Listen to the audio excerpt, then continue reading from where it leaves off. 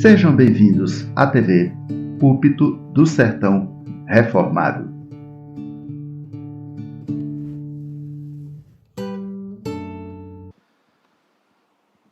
Segunda Timóteo, abra sua Bíblia, ou melhor, perdão, 1 Timóteo, capítulo 4, versículo 6, o credo dos apóstolos, minha fé tem razão, ou a razão da nossa fé. A primeira parte ainda, mas antes, 1 Timóteo, capítulo 4, versículo 6, sempre relembrando, bons livros sobre o credo que você pode adquirir. Tem esse aqui, ó, esses dois, eu sempre relembro. Existem outros mais robustos, mas para a igreja eu sempre digo esses dois aqui, tá bom? Do Albert e o outro, o Franklin. São excelentes livros. Esse aqui já tem uma versão atualizada e ampliada, da editora Fiel. Então você vai adquirir uma versão atualizada e ampliada. Significa que está bem melhor o novo lançamento desse livro. Vamos ler o texto? 1 Timóteo 4, versículo 6, todos juntos? Expondo estas coisas aos irmãos, você será um bom ministro de Cristo Jesus, alimentado com as palavras da fé e da boa doutrina que você tem seguido.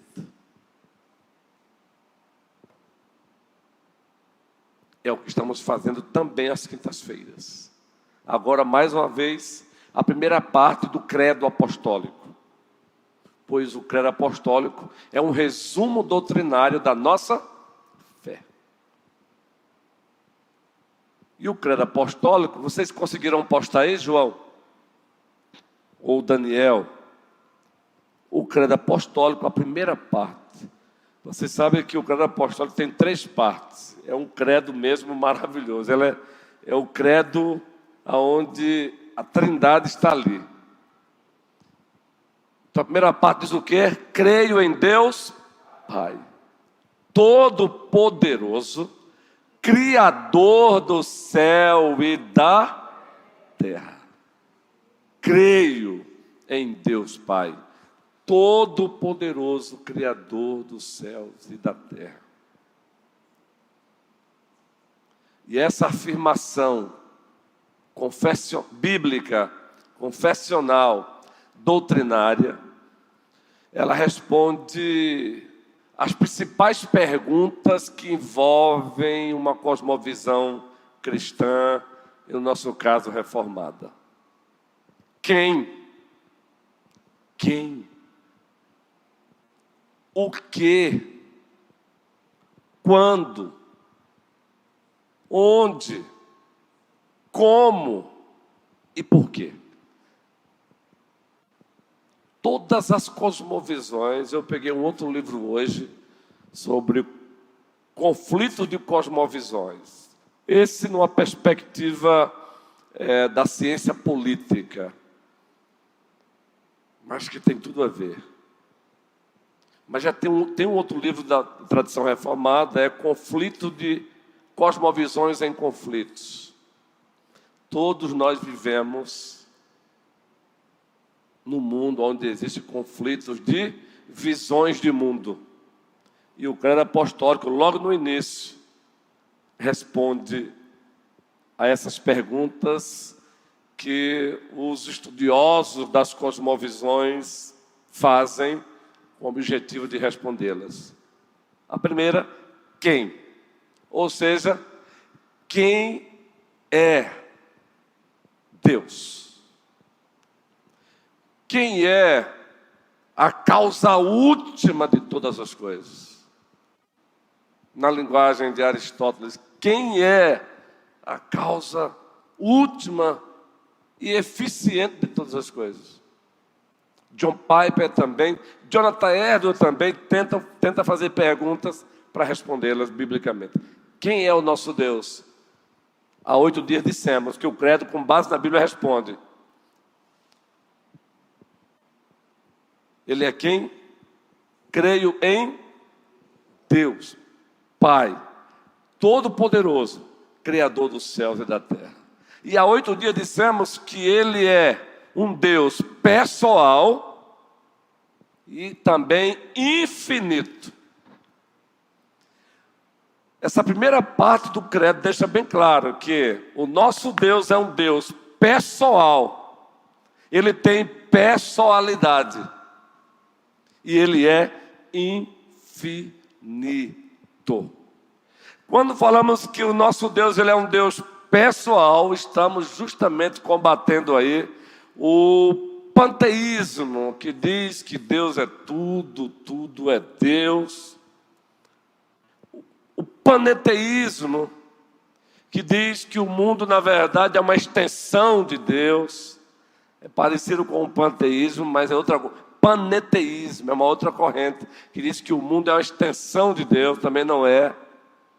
Mas também estamos combatendo o absoluto dos filósofos, que até acreditam que existe o absoluto, mas o absoluto para muitos deles não tem pessoalidade. Não vê, não fala, não intervém, não. O nosso Deus é o Deus que intervém, é o Deus descrito por Franz Schaeffer, um apologeta do século XX, já está com o Senhor. Ele tem uma trilogia maravilhosa, o Deus que se revela, o Deus que intervém e a morte da razão. Se você quer aprender apologética, leia os livros de Franz Schaeffer. O Deus que se revela, o Deus que intervém e a morte da razão. Então, o nosso Deus, ele é um Deus pessoal. Ele não é o Deus do panteísmo, ele não é o Deus do paneteísmo, ele não é o Deus da filosofia de uma parte dos filósofos, não são todos, o absoluto, o impessoal. Ele não é uma energia cósmica da nova era. O nosso Deus não é uma energia cósmica, ele é um Deus pessoal.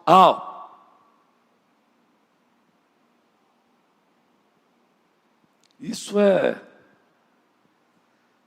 quando se trata de cosmovisões, isso é maravilhoso. Nós pertencemos a esse Deus pessoal. Você só é uma pessoa. Veja como isso vai de encontro às cosmovisões pagãs, materialistas, ateístas. Pegue qualquer professor aí hoje, raras exceções, que dá aula de sociologia, antropologia, da teoria crítica, que você sai de lá ou com raiva ou cooptado por eles. Porque os pressupostos deles são pressupostos, boa parte deles, até quem diz ser cristão, parece que o Deus deles é o deísmo, é o deísta. É um Deus deísta. De fato, ele criou tudo, mas deixou o mundo a mercê. Não, o nosso Deus é o Deus pessoal. E quando resolveu nos trazer à existência, ele nos trouxe à existência a sua imagem e a sua semelhança. E ele fez macho e ele fez fêmea. Porque a ideologia de gênero, veja como a cosmovisão cristã, ela tem resposta para todas essas baboseiras. Porque a ideologia de gênero é uma baboseira. É mais do que baboseira, é um arroto do diabo. Dizer que mulher não nasce mulher, ela torna-se mulher. Não. Eu olho para a Denise e eu vejo uma mulher. E respeitosamente como pastor e linda. Como linda é minha esposa também, Jade. E eu falo como pastor, como pai espiritual. Eu olho para Rayane, linda. Não é, Juan? Eu estou falando diante do noivo. O pastor é um paizão, guerreiro. Claro que eu não vou sair por aí de forma irresponsável, chamando todas as mulheres de lindas. Eu estou diante da igreja, eu estou diante das ovelhas de Cristo, do povo de Deus, tudo é puro para os puros. Calma, que você também é linda. Cleo, Leia. Mas você pega um professor que defende a teoria crítica, oriunda lá da escola de Frankfurt. Mulher não nasce mulher, ela torna-se mulher. E aí tem um monte de menina bebendo muito mais do que baboseira, esse arroto do diabo. Homem não nasce homem, ele se torna homem. Não, homem nasce homem, mulher nasce mulher. O que passar disso aí é fruto da queda. Então o credo apostólico não é só não é uma igreja antiquária, nada contra os antiquários, amantes das coisas antigas, mas pegamos um gancho. Para que credo apostólico? O credo apostólico é um resumo da estrutura da nossa cosmovisão. Somos pessoas porque Deus é pessoa e Ele nos trouxe a existência a sua imagem e semelhança. Vai tratar da questão ética, bioética, tudo tem que partir disso aí, gente. É Deus. Mas Ele é um ser infinito, falamos aqui também há 8 dias. Creio em Deus, Pai, Todo-Poderoso, Criador dos céus e da terra. Ele é um Deus pessoal, e aí tem muito a ver com a sua imanência. Ele se faz presente, mas Ele é um Deus infinito, que envolve aí a sua transcendência. Ele está acima de tudo, Ele está acima de todos. Esse é o nosso Deus. Queridos, é lindo o prefácio da oração do Senhor. Carla Gil, Pedro, Pai nosso, que estás nos céus. Queridos, o credo está afirmando isso. Pai nosso, ou seja, pessoalidade de Deus, um Deus presente, um Deus que se importa com a sua criação, que se relaciona com ela, muito especialmente com o ser humano feito à sua imagem e semelhança, mas ao mesmo tempo, dentro de um hebraísmo, diz que ele está nos céus. A ideia aí de Calbart, ele é totalmente outro. O que Calbart, um teólogo lá do século anterior, disse totalmente outro, sabe em que sentido? Ele é criador, tudo mais é criatura. É nesse sentido. Ele é criador, tudo mais é criatura. E mesmo quando estivermos lá, usufruindo da nossa nova habitação, continuaremos sendo criatura, e Ele continuará sendo o Criador. Louvado seja o seu santo nome. E o credo afirma isso, gente. Há 8 dias dissemos isso aqui. É o Deus pessoal,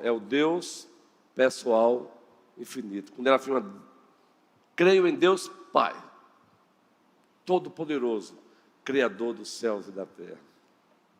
Então, Ele é o nosso Deus, Ele é pessoal.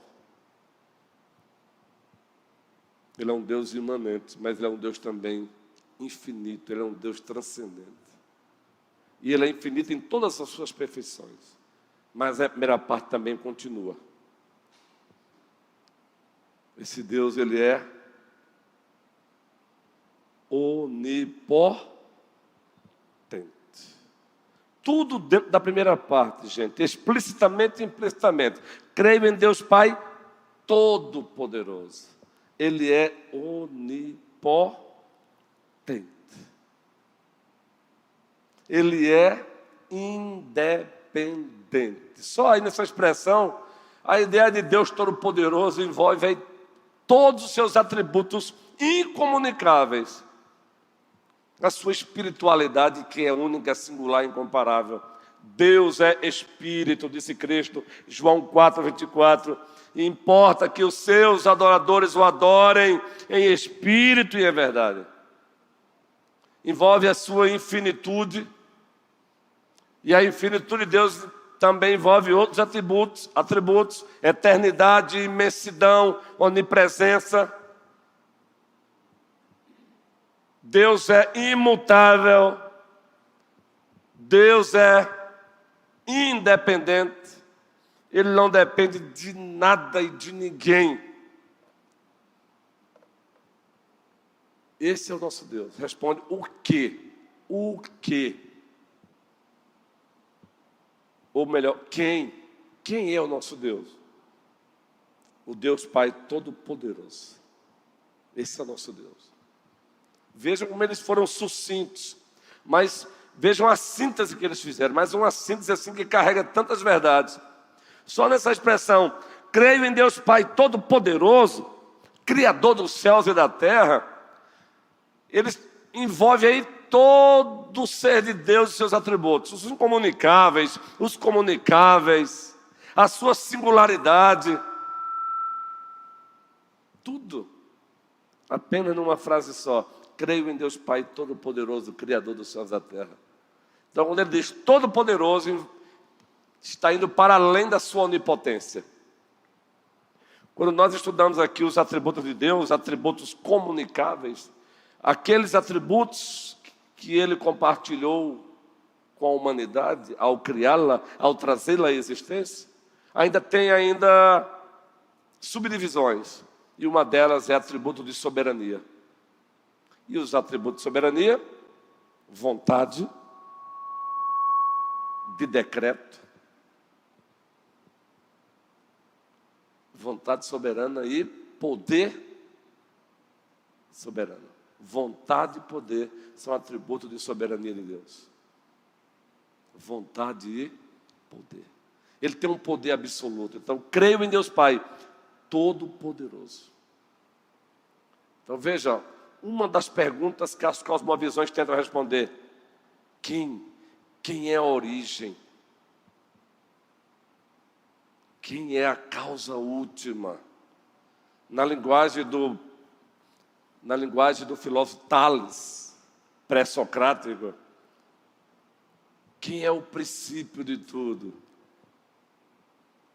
Diferente da resposta dele, o princípio de tudo não é a água, não é o fogo, não é o vento, é o nosso Deus, é Ele. Quem é o nosso Deus? E a segunda pergunta: o quê? Essa primeira parte do credo responde à pergunta: o quê? O que ele trouxe à existência? Os céus e a terra. Creio em Deus Pai Todo-Poderoso, Criador dos céus e da terra. Existem várias correntes, irmãos, que a gente chama, que estudam a origem do universo, da terra, dentro da cosmologia, cosmogonia. O quê? O que ele fez? O narrador narra. Ele trouxe à existência o cosmos. O cosmos. No princípio criou Deus os céus e a terra sem forma e vazia, e o Espírito de Deus pairava por sobre as águas, e disse Deus: haja luz, e houve luz. Então responde: o quê? O universo existe porque aquele que é o nosso Deus, o Deus Pai Todo-Poderoso, Ele manifestou o seu poder, a sua onipotência, trazendo à existência o universo. Está aí a nossa resposta para a teoria de Darwin, para os materialistas, para a dialética materialista, para os naturalistas, para os ateístas. A matéria não é eterna. Deus trouxe o universo à existência.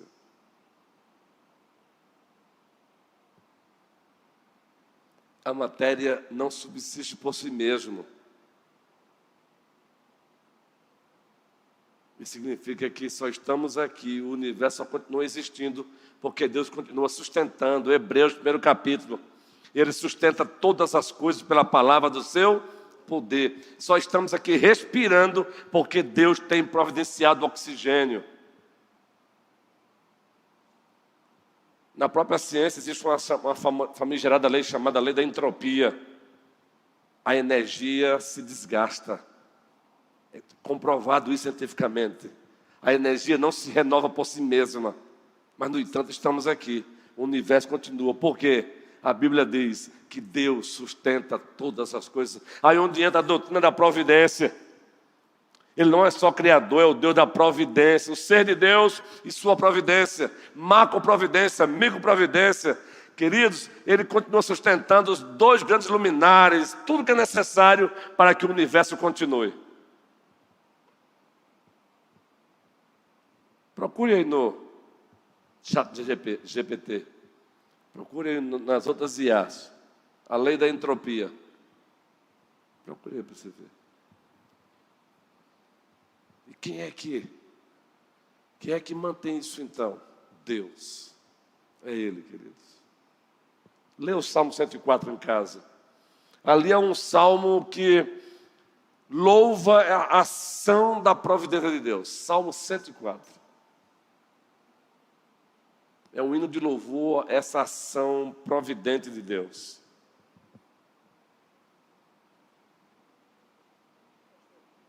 Por favor, Luiz.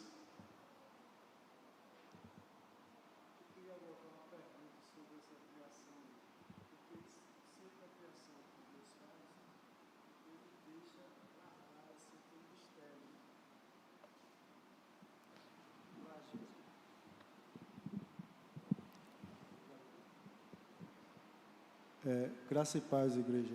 Boa noite. Eu quero avocar aqui uma pergunta ao pastor sobre esse pequeno fato que o senhor está explicando. E as pessoas estão carecas de saber, ou já ouviu falar, né, sobre a criação, que Deus criou o homem sabendo que ele ia cair, né? Está lá na primeira ordem, no livro de Gênesis, né?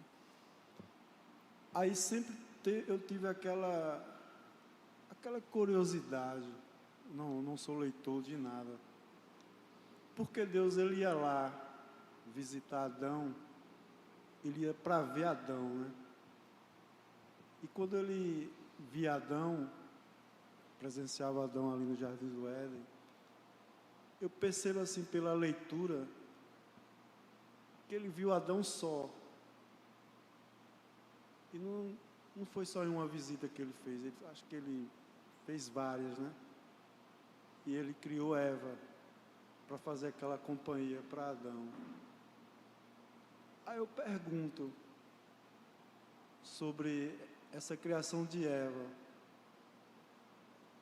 na identidade de hoje, que o pessoal fala nessas ideologias que mulher ela não nasce mulher e homem não nasce homem, né?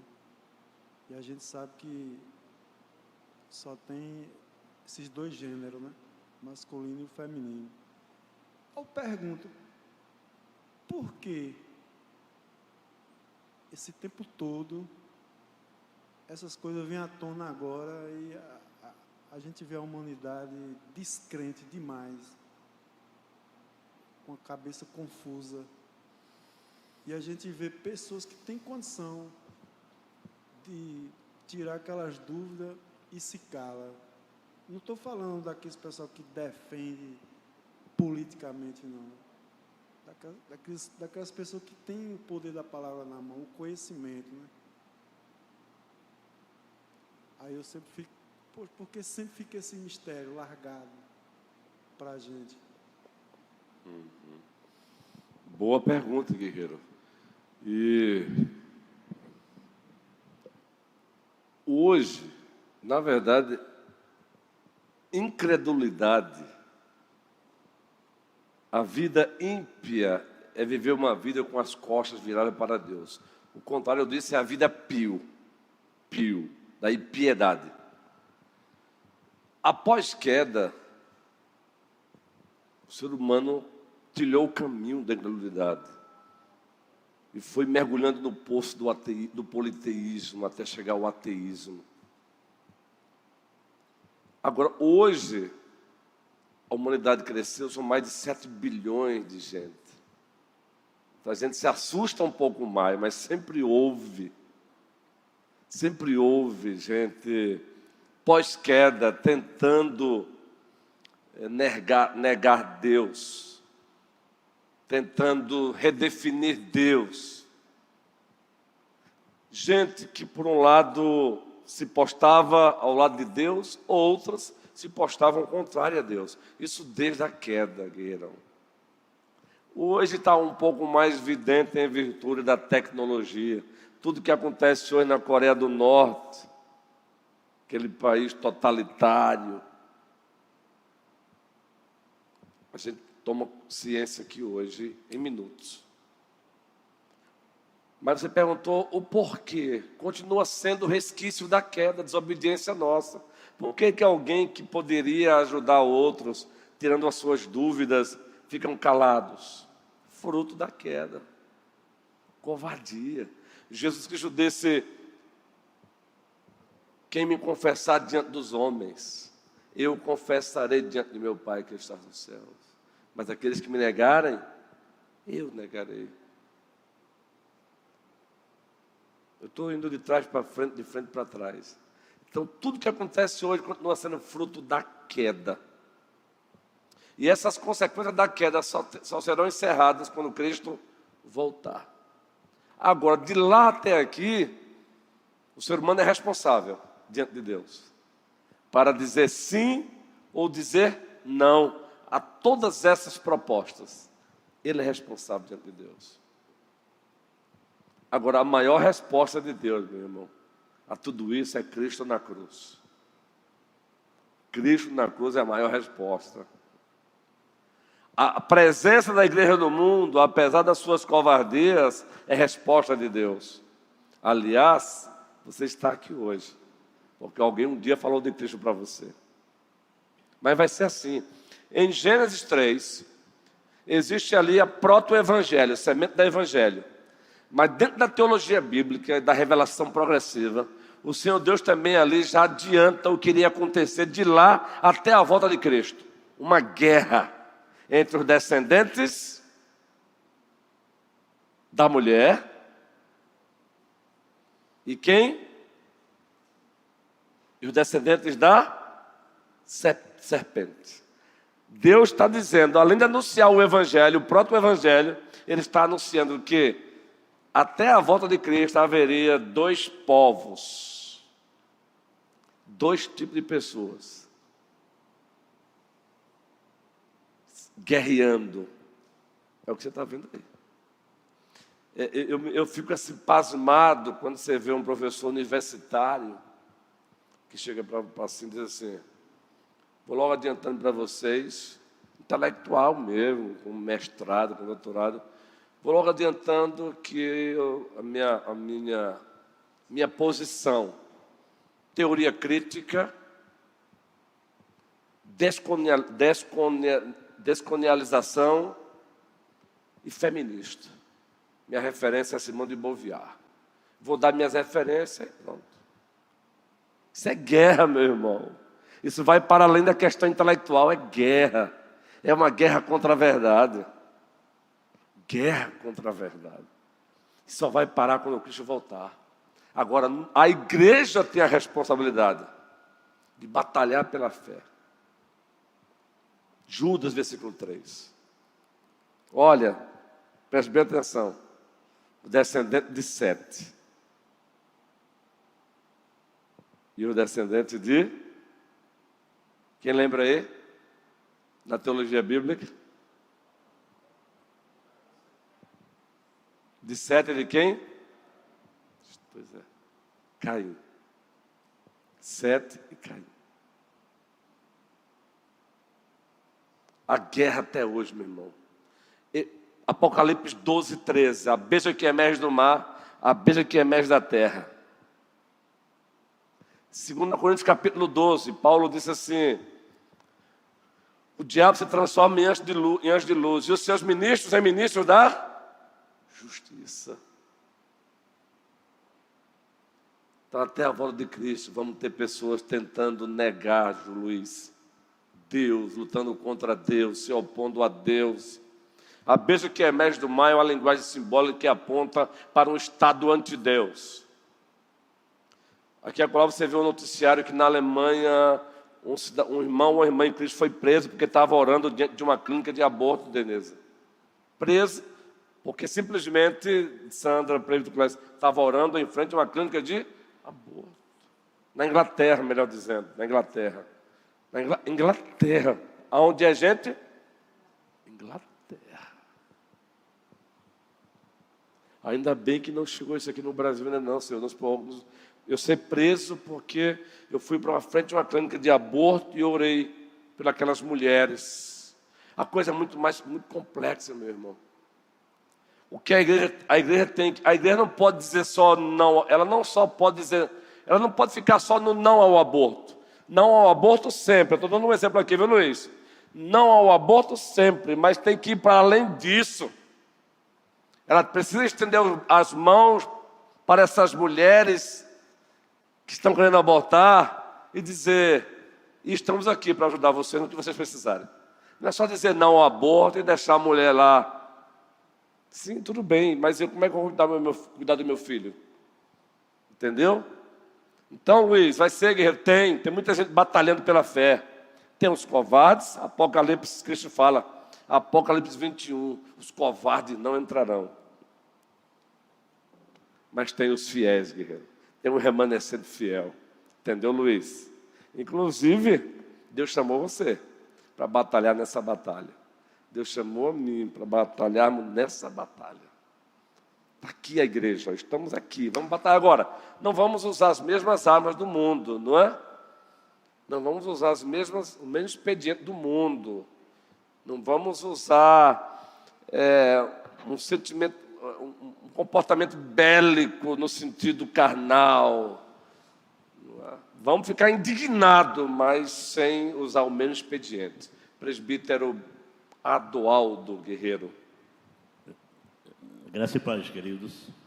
Só pegando um gancho aí do que o nosso irmão está falando aí, e o senhor falou a respeito de que o diabo tem os seus ministros também, tá certo? E a gente vê que para os fins, segundo a ação desses ministros, a gente não pode omitir o que a Bíblia diz.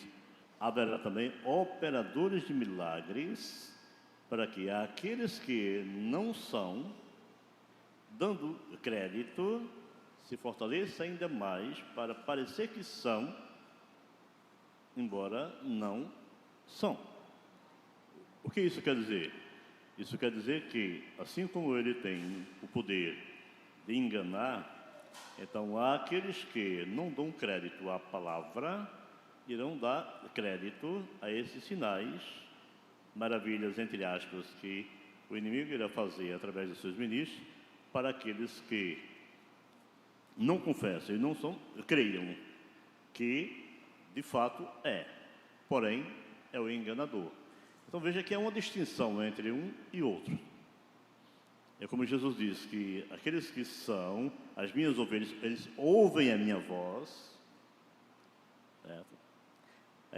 Como também, ouvindo a voz do estranho, fugirão dele. Por quê? Porque não tem nada a ver. Jesus disse que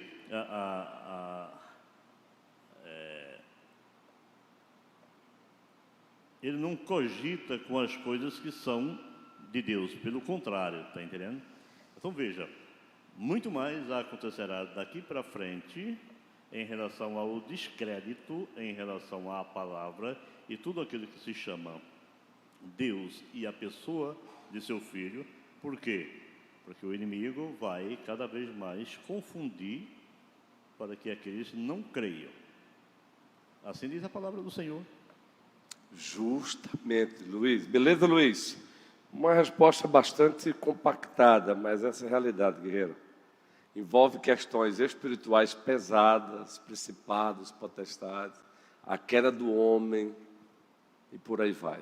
Então, prossigamos juntos, guerreirão.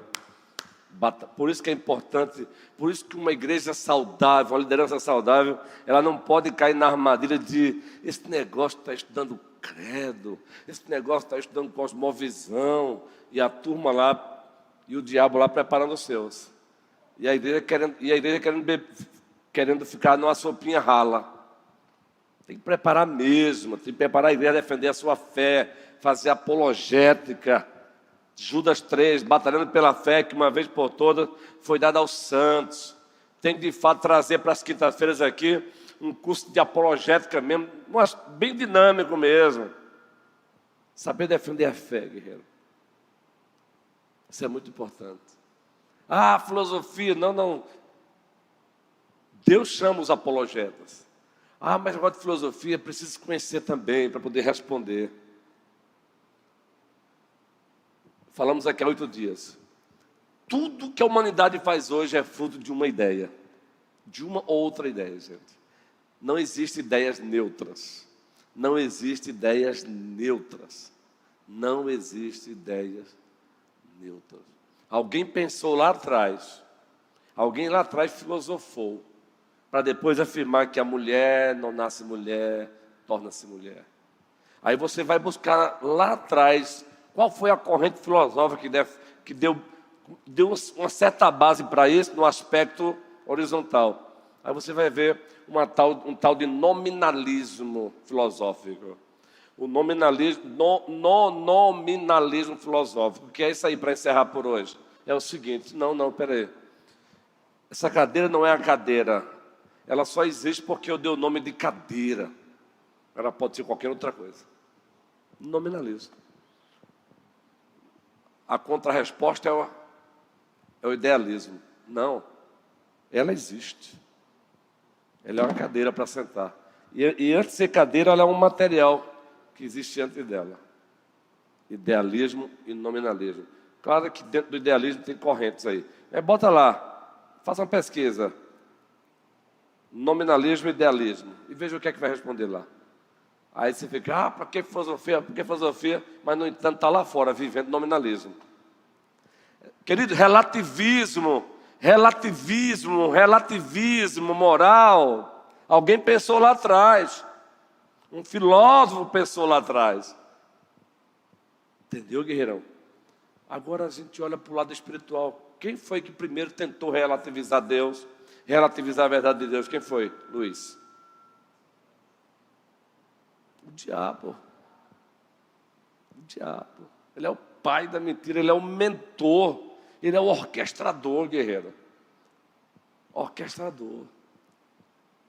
Então, precisamos, como pastor, olha, domingo agora mesmo, eu vou interromper as 2 séries, propositadamente. Interromper não, deixar em stand-by. Vou pegar mais uma sériezinha de sermão, uma sériezinha bem rápida de sermões temáticos, em cima desse texto, 2 Timóteo, 1 Timóteo 4. Expondo estas coisas aos irmãos, serás um bom ministro de Cristo Jesus. E vamos passar aí alguns domingos, uma série de sermões temáticos, e trazendo algumas doutrinas. Eu tenho um livro que é muito bacana, muito tempo antigo, Como Pregar Doutrinas Bíblicas, ou Como Pregar Sermões Doutrinários. Todo sermão é doutrinário, mas esse livro foi escrito justamente para como você pregar um sermão sobre, por exemplo, só sobre a doutrina do pecado.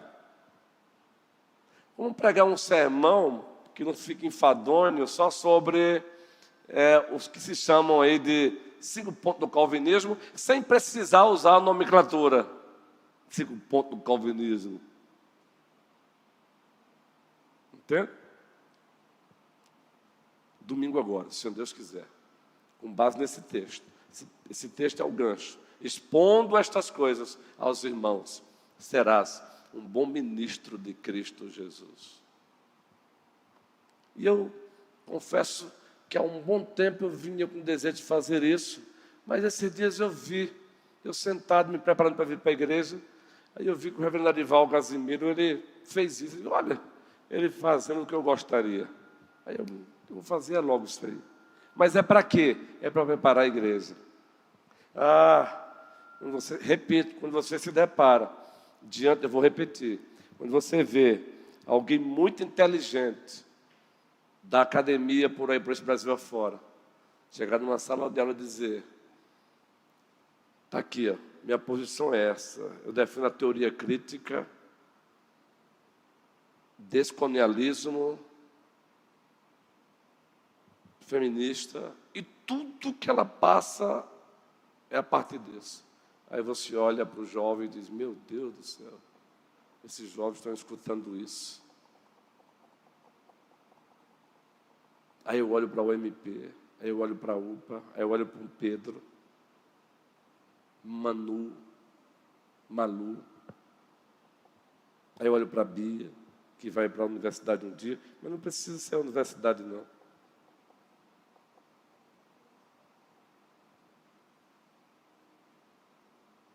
E aqui, por favor, em nome de Jesus Cristo, meu irmão, Aqui eu não estou pensando em espectro político, não. Eu estou pensando na verdade de Deus. A Bíblia diz, o Senhor disse que a igreja é coluna e baluarte da verdade. A igreja não pode se calar, Luiz. A gente não pode se calar. Agora, repito, sem o expediente mundano. Porque são pessoas que precisam mesmo do Evangelho, não é? Até uma pessoa dessa, que está sendo instrumento do erro, a gente precisa orar por ela. É uma batalha, precisa orar por ela.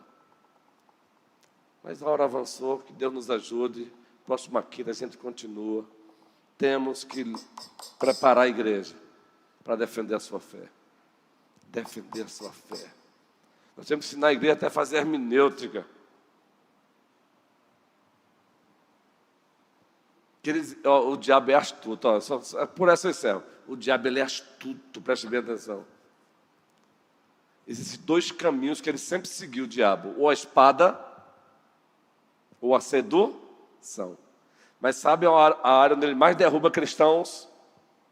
Não é pela espada, é pela sedução. A sedução do intelecto. Existe um livro chamado A Corrupção da Linguagem. Você sabia que existe no mundo inteiro hoje um setor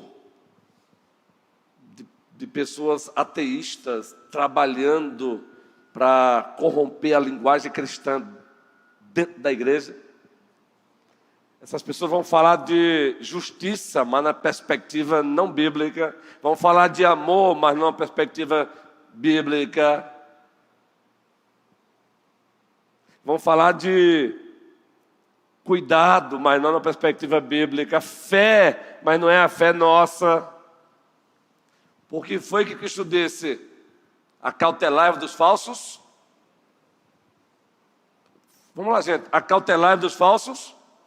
Mas espera aí, o falso profeta chega e diz assim: ei, gente, cheguei, eu sou um falso profeta. É assim na vida? Não. Cristo disse assim: olha, eles se apresentam como ovelhas, mas são lobos devoradores. Queridos, é muito profundo isso, mas a gente acha que já sabe. Eles se apresentam como ovelhas. Agora, vamos esmiuçar isso aqui, nem agora não. Pense nisso aqui apenas, leia em casa. Tente imaginar o que Cristo quis dizer. Ele se apresenta como ovelhas. Tente. Que o Senhor nos abençoe. Quinta-feira a gente retoma com isso aí.